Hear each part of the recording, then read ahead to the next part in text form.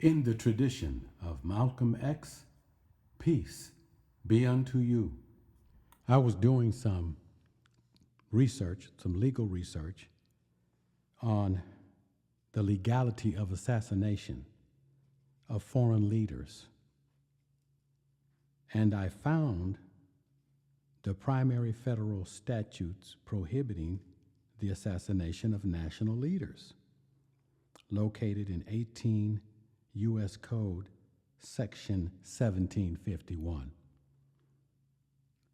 And what that code says in part is that foreign leaders / intervention, while the above covers U.S. officials, a general ban on assassinations by the United States personnel in foreign policy is contained in Executive Order 1233-3, first issued in 1976, which states, in part, and I quote, "No person employed by or acting on behalf of the United States government shall engage in or conspire to engage in assassination."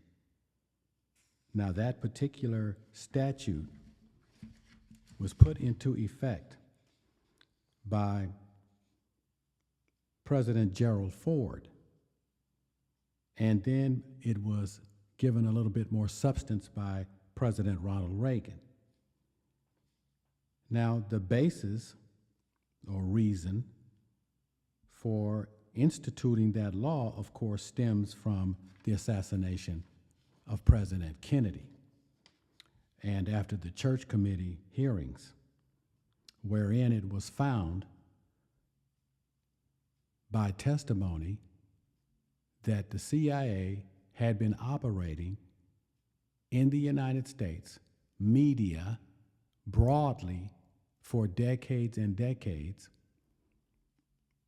paying so-called journalists and commentators to twist facts, omit facts, and project indirectly the policy of corporate interests. And so at that time, which would also include the 1950s, the CIA had attempted to assassinate foreign leaders like Fidel Castro, and he's just one example. There were many South American leaders who were assassinated in very brutal ways. So in 1981, this order reaffirmed and strengthened the ban, explicitly stating that no person acting on behalf of the United States government shall engage in assassination. Now, I bring that up because on Saturday, March 7th, Ayatollah Khamenei, the supreme leader of the nation of Iran, in his home, was assassinated. 30 bunker buster bombs were dropped on his home, in which, aside from himself, was his daughter, his granddaughter, and his son-in-law.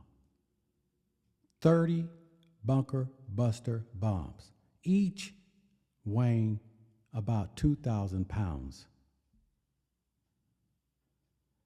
How did it happen? How did they know where and when he would be in his home? Reports have consistently said that the CIA had been tracking his pattern for months, if not years. They passed that information on to the Zionist Israeli government, which then implemented the plan to kill him, to murder him. Now, You may say, well, it was the Israelis who murdered Ayatollah Khamenei. Khamenei. No. You cannot leave out the CIA because under the law, there is a element of murder that would be added onto the law that defines murder, and that would be aiding and abetting. So the United States government, through the CIA, aided and abetted the assassination of Ayatollah Khamenei, which is against the ban on assassinations instituted under first President Gerald Ford and then reinforced by President Ronald Reagan.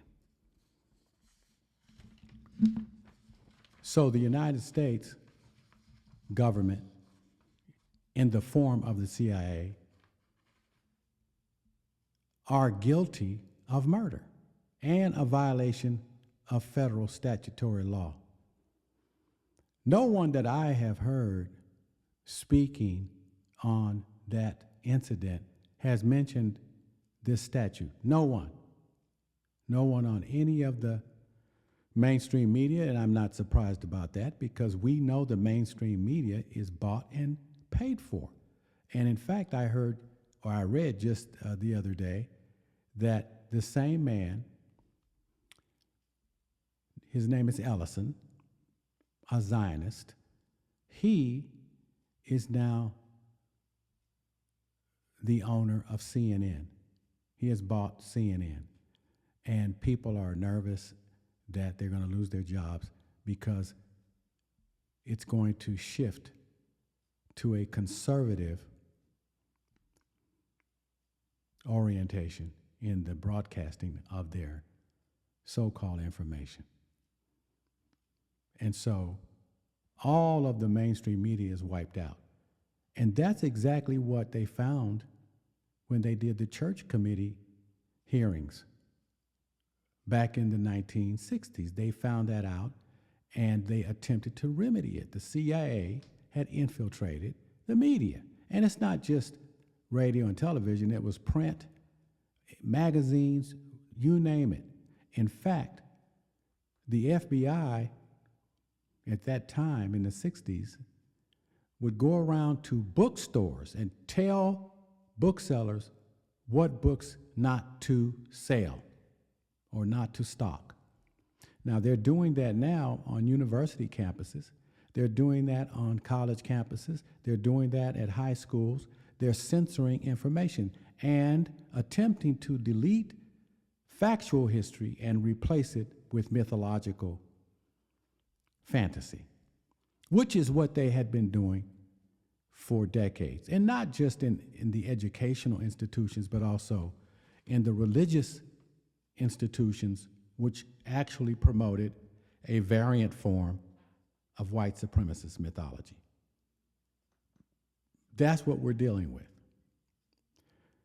I was listening to a commentary today, and an excellent and knowledgeable person was speaking, and he posed the question, how cruel are these people? And I responded with a note that the benchmark for their cruelty is the Epstein gang. And what I mean by that is that they will do anything. And maybe that's hard for the average person to imagine. People that will do anything, cruel. Well, the point is, if they'll do that to children, what do you think they will do to grown adults, especially when they are in the color of their office, under the color of their badge? They will murder, just like the woman that was shot twice in the face, and the young man who was a nurse was shot as he was on his knees in the back, or in the head, back of his head, That's what they are going to do. And you know what the source of that is today. Not that it has ever been absent, but the source of that today are the people that have been appointed by Donald Trump and Donald Trump himself. A man who's never been in the military and who nevertheless wants to present himself the same way that other people want to present themselves as the tough guy, as long as other people go out and do the bloody work, of course. And so now, because of the assassination of Ayatollah Khamenei in Iran, in his home, with a few family members, you have an escalation of this conflict, which should not have been happening going back 47 years. There was a time, there was a moment after the Shah had abdicated his throne, and I know, I was in Paris at the time, and I remember the very night or wee hours in the morning when he abdicated his throne. At that moment, good policy on the part of the United States should have been, let's continue good business, trade. And at that time, Iranians generally were not anti-American. But what happened after that, when they asked that the Shah be returned to Iran to be tried, and President Jimmy Carter started fumbling and didn't know what to do, and of course he was relying on people in his ear telling him, no, don't return the Shah, he's a friend. And then the same people who spoke that language would turn around and say, nations don't have friends, they have interests. My understanding from everything that I have pretty much read about the operations of this nation puts interests above sentiment. Interests, national interest I'm talking about, not corporate interest, but national interest. They put that above personal sentiment, friendships, et cetera, et cetera. But of course, at that time, he was the friend of Kissinger, and he was the friend of many of the corporate elite, who of course were literally stealing from Iran their wealth, their resources, and mistreating Iranians, treating them like third-rate citizens of their own nation. So that's one aspect of it. Now we have to look at one other aspect of this problem, because we're talking about violations of the United States law. There's also international law, which obviously Donald Trump, in his own words, has dismissed and has claimed that, well, he abides by his own morality. That's Epstein morality we're talking about, his own morality. And so he has pushed the Constitution aside by virtue of what he said. Now, if there is the dismissal of the Constitution of the United States, the four corners of that Constitution define our rights as citizens.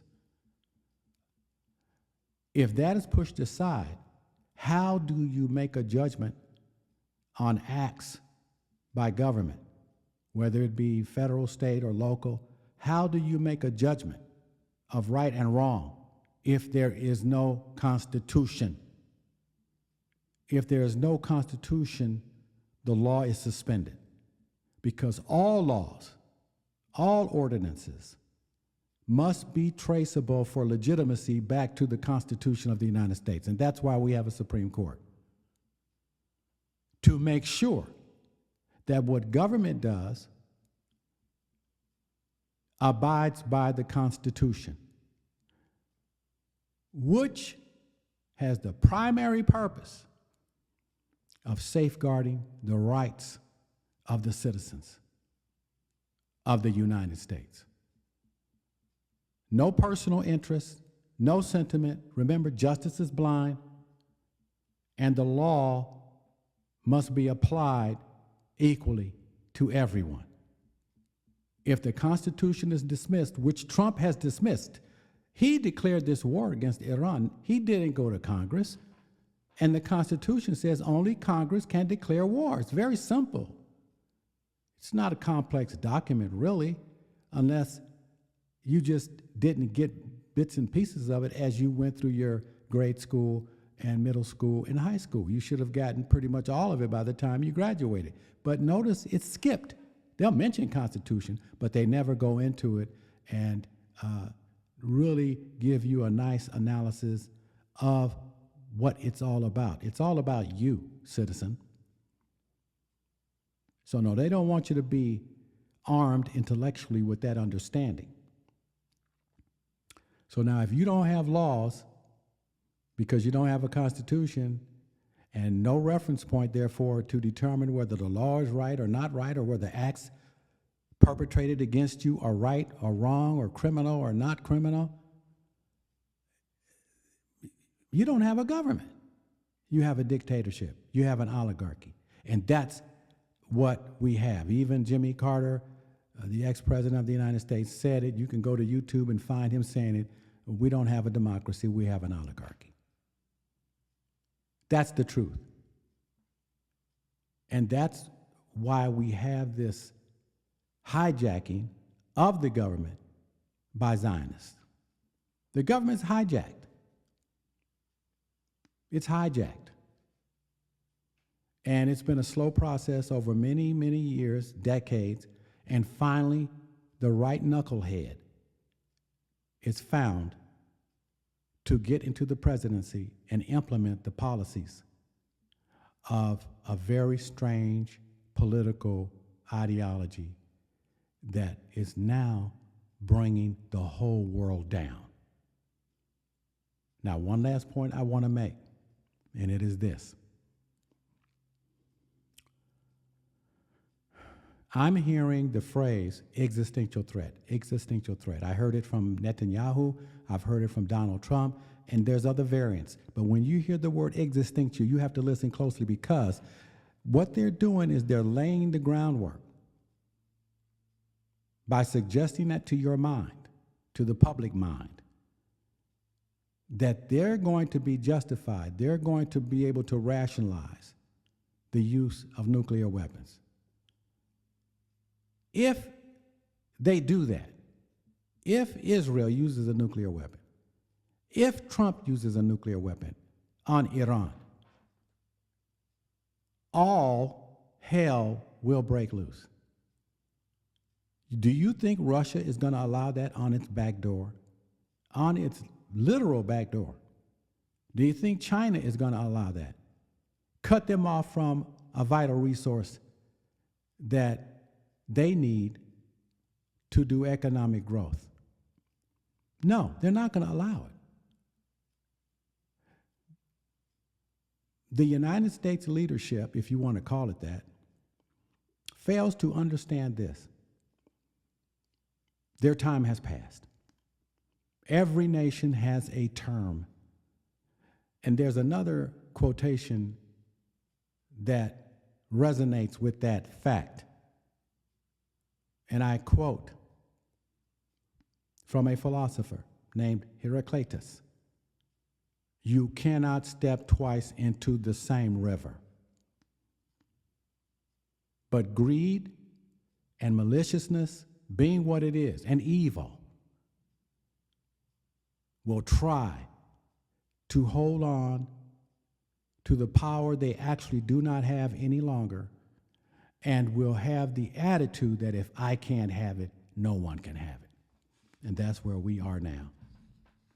And so, expect the worst. Expect the worst.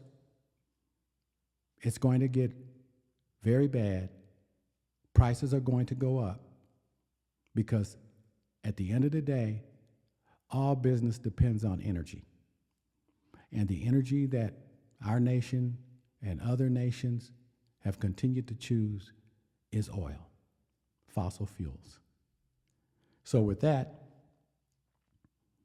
I conclude. Peace be unto you. Fossil fuels. So with that, I conclude. Peace be unto you.